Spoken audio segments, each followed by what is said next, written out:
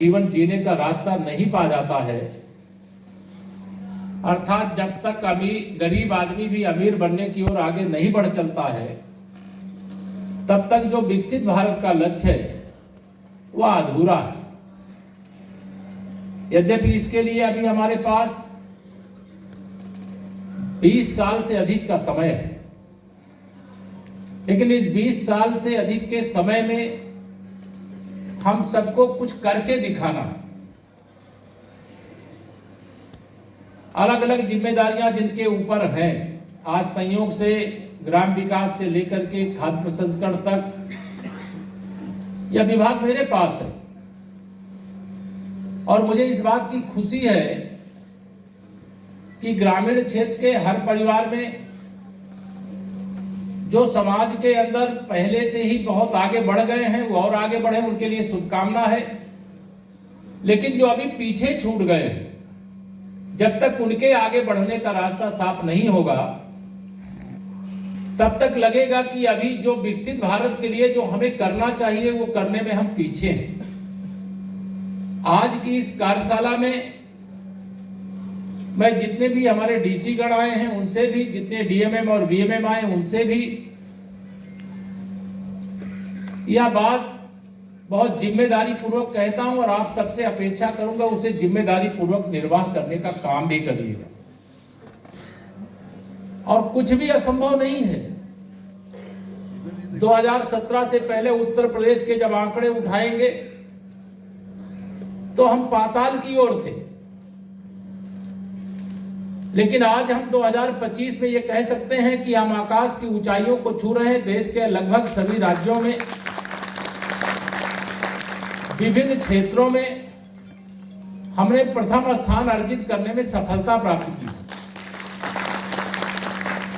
लेकिन मैं व्यक्तिगत तौर से मानता हूं कि उत्तर प्रदेश देश का सबसे बड़ा प्रदेश ही नहीं, देश की सबसे बड़ी आबादी वाला प्रदेश है। अभी संयोग से मुझे बिहार में लगभग 2 महीने रहने का मौका मिला था,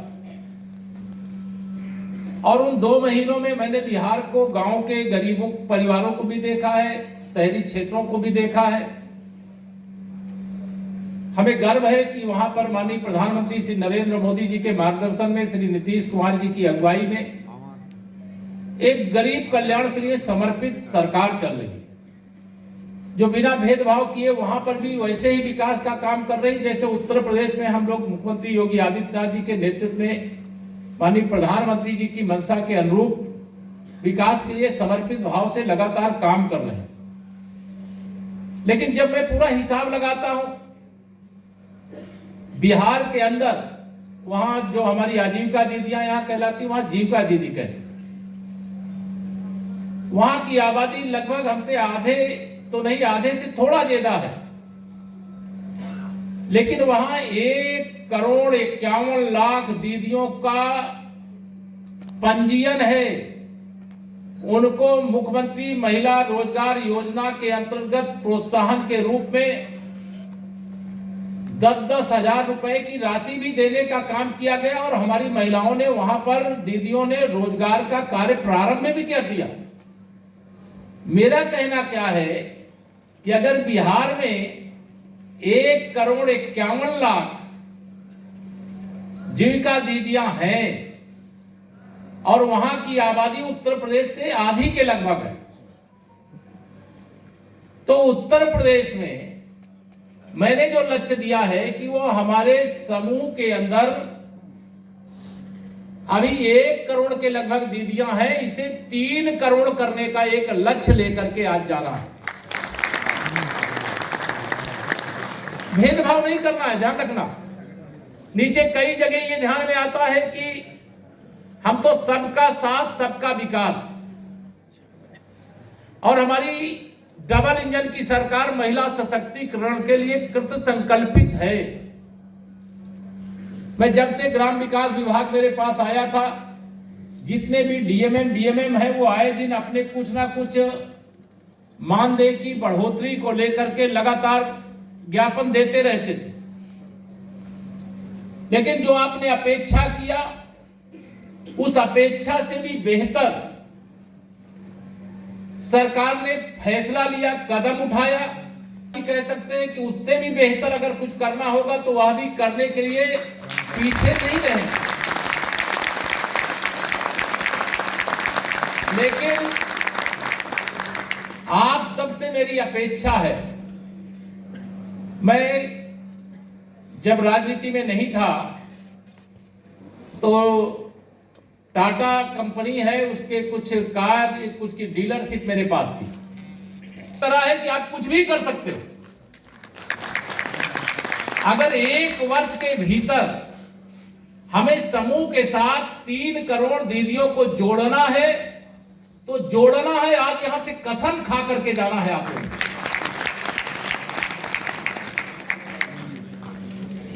दूसरा, अभी हमारी निदेशक दीपा जी कह रही थी कि हमने 30 लाख लखपति दीदी बनाने का लक्ष्य लिया है। ये उत्तर प्रदेश की बेइज्जती है जी। हम 1 करोड़ दीदियों को लखपति दीदी बनाने का ऐलान करते हैं।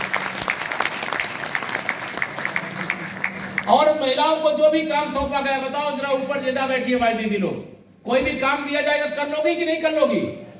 दोनों हाथ रख बताओ, कर लोगी? इधर जो नीचे बैठी उनके लिए भी मैं कह रहा हूं, कर लोगी? कुछ भी असंभव नहीं है जी आपके लिए। कभी कोई कल्पना करता था कोई 50 लाख रुपया बीसी सखी के रूप में कार्य करेगा, 50 लाख रुपए वो कमीशन के रूप में अपने अकाउंट में क्रेडिट करवा लेगा? ये करवा लिया जी। वो भी महिला है, आप भी महिला है। जो बीसी सखी हमारे पास लगभग 50,000 के लगभग है, और अगर वो करा सकते तो आप भी करने में सक्षम हो। मैं आप सबका आह्वान करता हूं, पहला लक्ष्य क्या है कि हमें समूह के साथ 3 करोड़ दीदियों को जोड़ने का काम करना है और 1 करोड़ दीदियों को लखपति दीदी बनाना है। कर लोगे? दोनों हाथ उठा बताओ सारे लोग।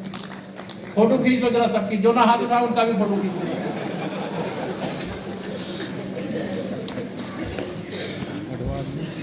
अब उसमें मैं दूसरी तरफ जाता हूं। यहाँ एसआरएलएम के जो हमारे डीसी से लेकर के डीएमएम बीएमएम बैठे हुए हैं।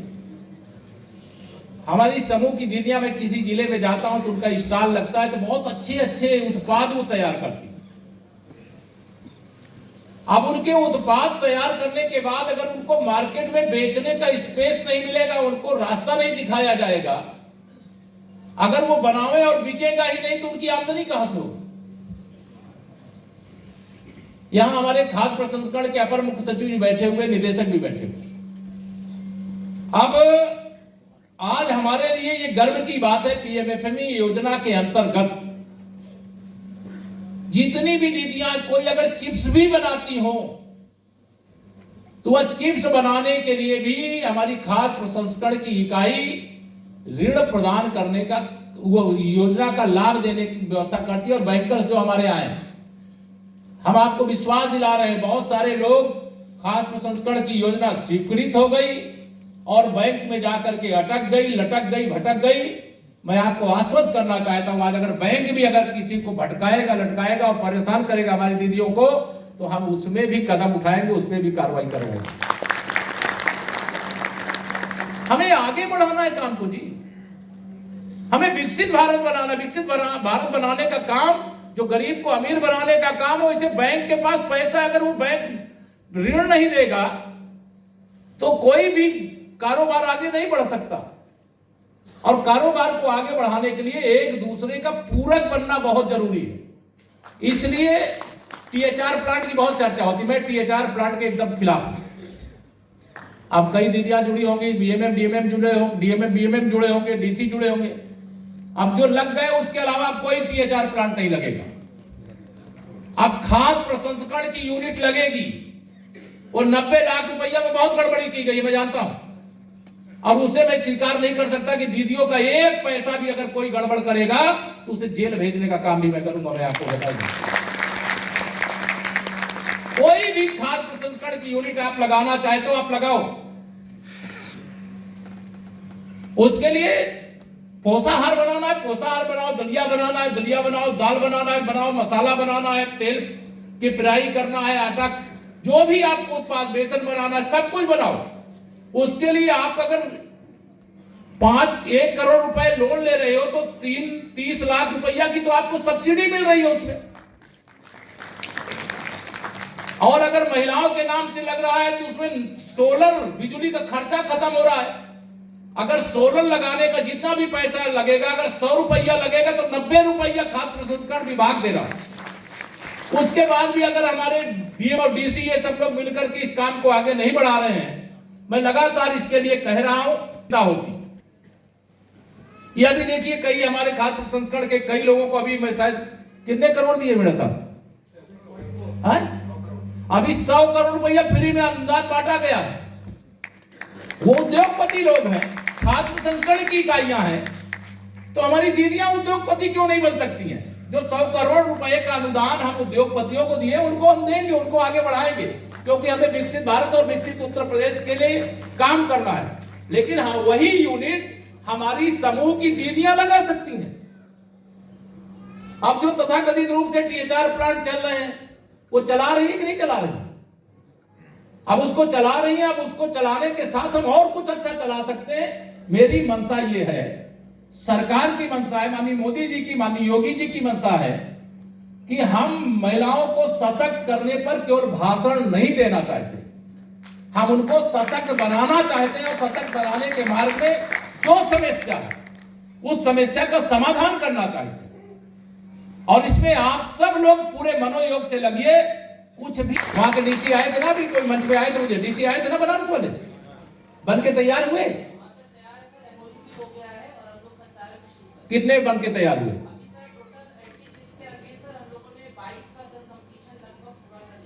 आप समझिए, बैठ जाओ। देखो, आप वहां पे जो काम बनारस में हो सकता है, वह उत्तर प्रदेश के सभी 75 जिलों में हो सकता है।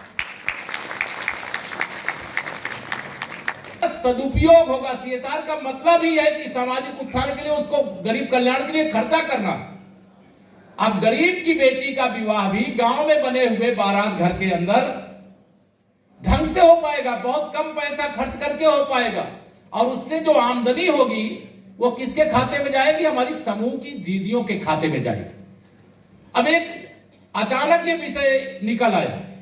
हम लोग प्रेरणा कैंटीन चलाते हैं, ब्लॉक में भी चलाते हैं, अस्पताल में भी चलाते हैं, जिला के जितने सरकारी कार्यालय वहां भी चलाते हैं। उसको और अच्छा चलाने का काम कैसे कर सकते हैं? हमारा उत्तर प्रदेश तो तीर्थों का प्रदेश है। काशी है, अयोध्या है, मथुरा है, विंध्याचल धाम है, प्रयागराज है, चित्रकूट है।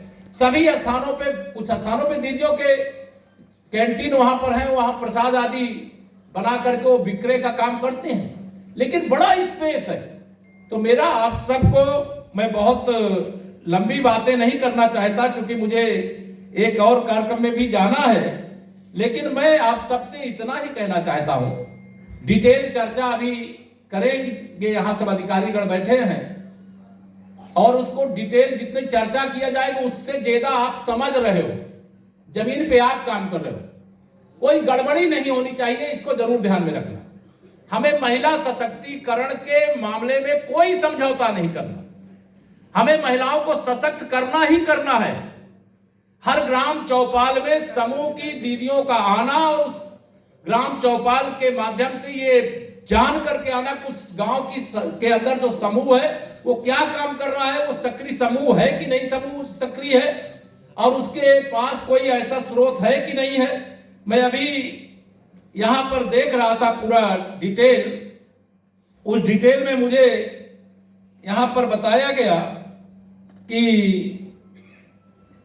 जो लगभग अभी तक कुल 7,36,000 से अधिक स्वयं सहायता समूहों की को रिवॉल्विंग फंड का मतलब दिलाने का काम किया गया है, जो 1,224 करोड़ अभी मैडम भी बता रही थी, और जो 6,41,000 से अधिक समूहों को सामुदायिक निवेश निधि के रूप में 7,604 करोड़ रुपए दिया गया।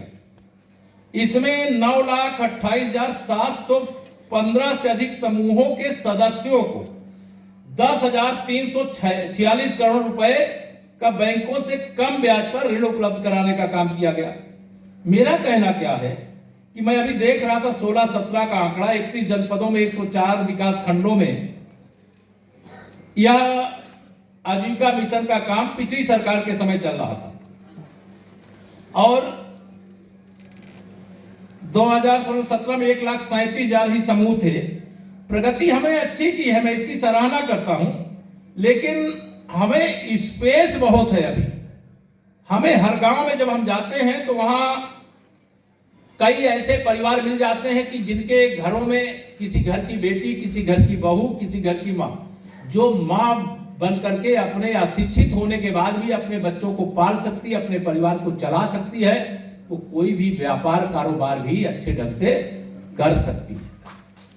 और माननीय प्रधानमंत्री जी का भरोसा इसी बात पर है, इसीलिए देश की संसद का जो नया भवन बना, उस नए भवन का जो पहला कानून बना वो नारी शक्ति बंधन अधिनियम 2023 बना है। और उस अधिनियम का लक्ष्य एक है कि जब 2029 में परिसीमन की प्रक्रिया पूरी हो जाएगी तो 100 सांसद अगर चुन करके जाएंगे तो उसमें 35 महिलाएं चुन करके जाना ये आरक्षित हो जाएगा।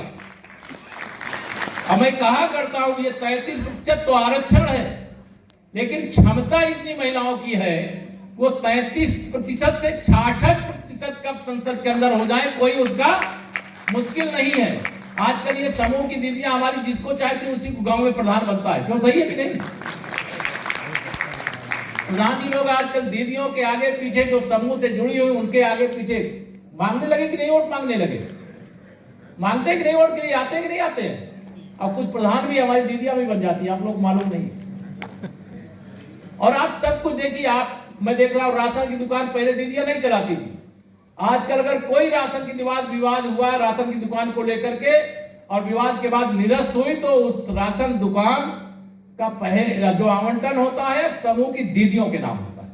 और मुझे ये कहते हुए गर्व हो रहा है कि जो समूह की दीदियों के द्वारा राशन की दुकान का संचालन किया जाता है, बाकी दुकानों के तुलना में आपके प्रति जो विश्वास का स्थान है वो सबसे अधिक है। मैं इसकी आपको बधाई है। जो राज्य के मिशन प्रबंधक पहले 75,000 रुपए का उनका मानदेय था, अब 1,25,000 रुपए हो गया। मिशन मैनेजर इनका मानदेय 45,000 से बढ़ा करके 70,000 रुपए कर दिया गया। और जो डीएमएम जिनको जिला मिशन प्रबंधक कहते हैं उनका 45,000 से बढ़ा करके 63,000 रुपए कर दिया गया। बीएमएम जो उनको 25,000 मिलता था उनका बढ़ा करके 35,000 किया गया। अन्य पदों का भी मानदेय बढ़ाया गया है, लेकिन इसके अलावा दुर्घटना बीमा, स्वास्थ्य बीमा को लेकर के भी विचार किया जा रहा है। और हम सब लोग ये चाहते हैं, देखिए आप अपना जब भविष्य सुरक्षित समझोगे तो अच्छा काम करने में आपको आनंद आएगा। आप 25,000 में भी वही काम करते हैं बीएमएम के रूप में, लेकिन आज उसकी वृद्धि हुई है। सरकार के खजाने में पैसा कब आएगा? जब समूह सशक्त होंगे। हमारी अर्थव्यवस्था का आकार कब बढ़ेगा? जब समूह के जो उत्पाद हैं वो बाजार में, दुनिया में बिक्री के लिए जाना शुरू हो जाएंगे। जब कोई सामान, अब कोई आलू केवल बेच देंगे तो उससे फायदा कुछ नहीं होने वाला है। आलू का चिप्स बना करके जब बेचेंगे तो वो वैल्यू बढ़ जाती है। तो इस बात को आप सब लोग अच्छे तरीके से समझते हैं। मैं आप सब लोगों को लंबी बातें न करते हुए इतना ही कहना चाहता हूं कि हमारा लक्ष्य 3 करोड़ दीदियों को समूह से जोड़ना है। हमारा लक्ष्य 1 करोड़ दीदियों को लखपति दीदी बनाना है। हमारा लक्ष्य खाद्य प्रसंस्करण के जो भी क्षेत्र में कोई भी उत्पाद हमारे समूह की दीदियों के द्वारा संचालित किया जा रहा है उसको आप खाद्य प्रसंस्करण विभाग से उसका पूरा लाभ लीजिए। कहीं कोई कठिनाई हो तो निसंकोच सोमवार को मेरे कैंप कार्यालय में जनता दर्शन का कार्यक्रम होता है। कोई दीदी भी आ सकती है, कोई डीसी या डीएमएम बीएमएम भी आ सकते हैं। मुझे आकर के अपनी खबर यहाँ पर दे सकते हैं, मैं आपके साथ रहूंगा। मैं चाहती करेगा उनको प्रशस्ति पत्र के अलावा अलग से भी सम्मान देने का काम भी करेंगे। यह भी हम यहाँ पर काम आपका है, लक्ष्य आपको तय करना है। और लक्ष्य को अगर आपने पार कर लिया, मैं 1 करोड़ कह रहा हूं, आप 2 करोड़ लखपति दीदी बना दो। माननीय प्रधानमंत्री जी आपका बुला करके अभिनंदन करेंगे, ध्यान रखना।